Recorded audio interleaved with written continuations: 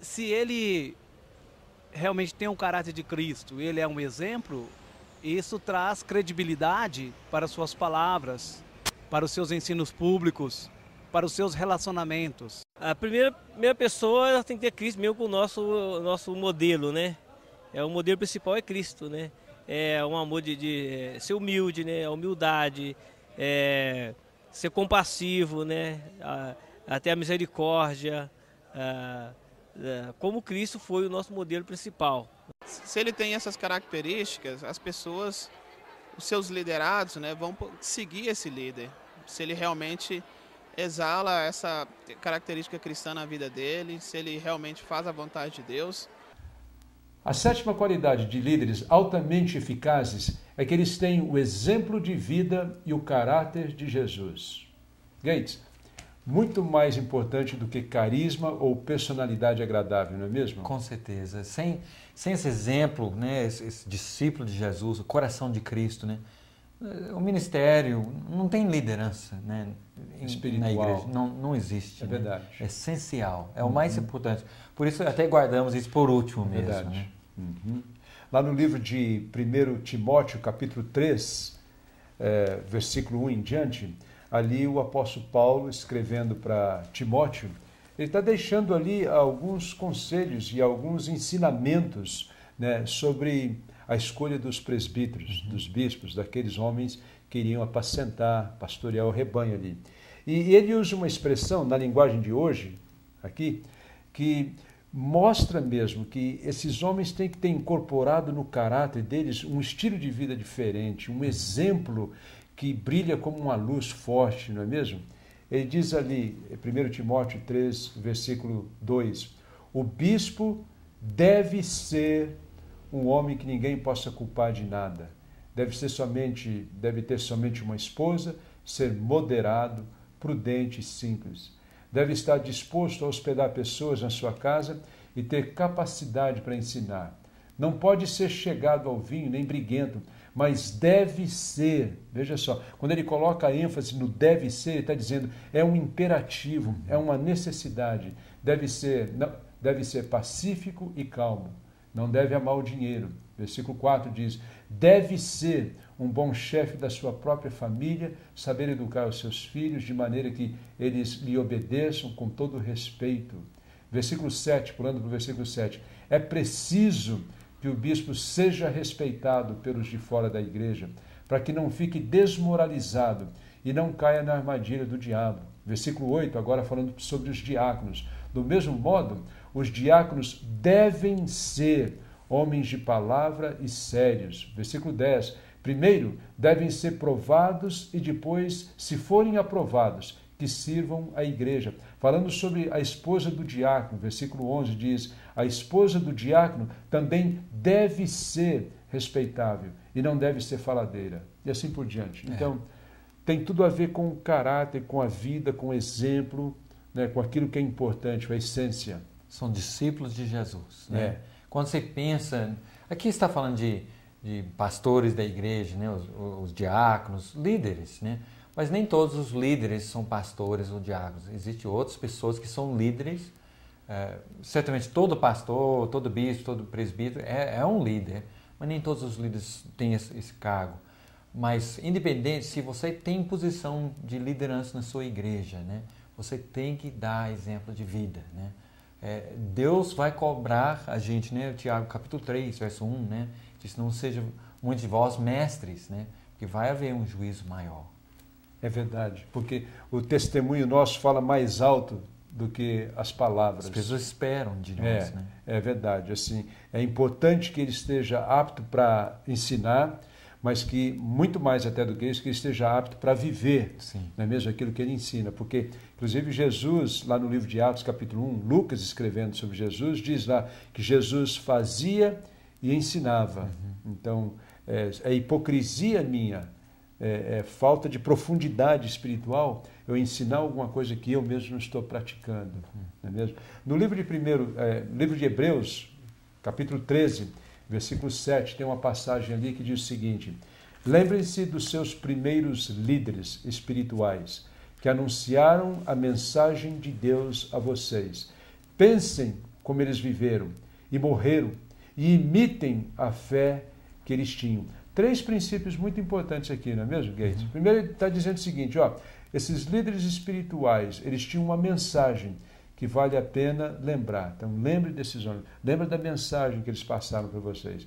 Esses homens tinham um estilo de vida, veja, pensem como eles viveram e morreram. Eles tinham um estilo de vida, um exemplo que vale a pena refletir, considerar, ponderar. Puxa vida, olha como... E até hoje eu tenho homens e mulheres que marcaram a minha vida, né, começando com os meus pais. E até hoje eu penso no estilo de vida deles, na dedicação, no exemplo, na entrega, como eles cuidaram dos filhos, como eles foram sábios para investir onde era prioridade, não é mesmo? E aqui diz aqui, e imitem a fé que eles tinham. Líderes espirituais são homens que têm fé, né, que vale a pena imitar.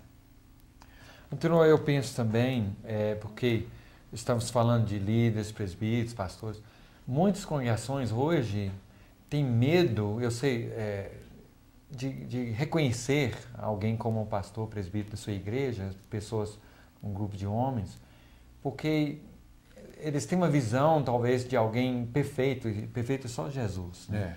Mas quando pensamos nessas pessoas, de reconhecer eles como, né, fazer essa eleição de presbitério, devemos entender que não só Jesus que é perfeito, mas devemos nos perguntar, são homens exemplares? Quando você pensa, né, em irmão José, ele é um exemplo de um cristão, né? Naturalmente ele vai ter qualidade que ele é mais forte, e outros talvez não tão forte, mas o outro, por isso temos uma pluralidade de presbíteros, né? Porque o outro preenche o que o outro não tem, né? Então é um conjunto, né? Então, eu quero incentivar os irmãos, se na sua congregação não tem um presbitério ainda, que vocês possam estar orando e preparando para isso, né? Talvez só vai acontecer daqui a 2, 3, 4 anos, mas esteja em oração já, mas não espere a perfeição, né? Eu sei que no passado, enquanto uma congregação não passa a ter o seu próprio presbitério, é um trabalho um pouco deficiente, né? Não é uma congregação, um trabalho maduro como Deus deseja que alcance, né? Eu acho que, Gates, num sentido, todos nós, todo líder que é autêntico e honesto, ele entende essa tensão que existe entre o ser e o querer ser, que nem Paulo diz, olha, eu sei o que eu preciso fazer, acabo não fazendo. E aquilo que eu não quero fazer, eu acabo fazendo. Então, existe aquela luta interior. E talvez por causa dessa luta interior que existe em cada um de nós até, vamos dizer aqui, projetamos aquilo. E aí, então nós vivemos nessa tensão, não somente interior, dentro de nós, mas também com outras pessoas, esperando demais delas, sabendo que elas não são, mas querendo que elas sejam. E aí, então, essa tensão existe entre cobrar demais, né, e esperar demais. E, conforme você disse, só Jesus. Isso cria muita decepção, né? E exige maturidade, saber, olha, essa pessoa está andando na luz, eu sei o coração dela, ela se esforça para fazer a vontade de Deus. É um exemplo nesse sentido, né? Agora, as nossas deficiências nós temos, né? Mas a gente não esconde nada disso, né? Devemos ser transparentes. Não, como Paulo foi em Romanos capítulo 7, aquela luta interior, mas nós vamos ser líderes, fomos o melhor possível que podemos fazer, Deus vai nos ajudar a crescer. A gente não vai esperar alcançar a perfeição para começar a liderar, não. Vamos fazer o trabalho e Deus vai nos aperfeiçoando. É verdade. Uma coisa que nós temos que nos lembrar, que o carisma e conhecimento são coisas até importantes na vida de um líder e podem até impressionar, mas o que realmente convence e arrasta as pessoas, né, é o nosso exemplo de vida. E Paulo tinha a audácia de dizer, podem imitar o meu exemplo, porque eu estou imitando o exemplo de Cristo. Acho que a nossa oração, Gates, aqui, cada líder nas nossas igrejas, né, cada líder, né, que Deus está usando agora, né, em todos os pontos, em qualquer lugar, que sejam homens de caráter, homens de exemplo, não é mesmo? Com certeza. E aqui para terminar, em Atos capítulo 20, Paulo falando para o presbitério de Éfeso, né, ele estava despedindo deles, e ele disse, olha, verso 28, cuidem de vocês mesmos e de todo o rebanho, que o Espírito Santo entregou aos seus cuidados. como pastores da igreja de Deus, que ele comprou por meio do sangue do seu próprio Filho. Pois eu sei que depois que eu for, aparecerão lobos ferozes no meio de vocês, e eles não terão pena do rebanho. E chegará o tempo em que alguns de vocês contarão mentiras, procurando levar os irmãos para o seu lado. Portanto, fique vigiando e lembre que durante 3 anos, de dia e de noite, eu, chorando, não parei de ensinar cada um de vocês. Então, temos que tomar cuidado. Se eu sou um líder, o diabo vai querer me derrubar, né? E se eu descuidar, se eu não tomar conta de mim mesmo, em primeiro lugar, o ministério do líder é sempre estar buscando o coração de Cristo. E o resto das suas tarefas, responsabilidades, vão cair naturalmente, né? Nós vamos cumprir para a honra e glória de Deus. Né? Eu gostaria de terminar com mais uma palavra. Queridos, eu acho que, como você colocou, o líder ele começa com a vida dele mesmo. Em primeiro lugar, o bom líder, o líder espiritual, ele tem que se liderar.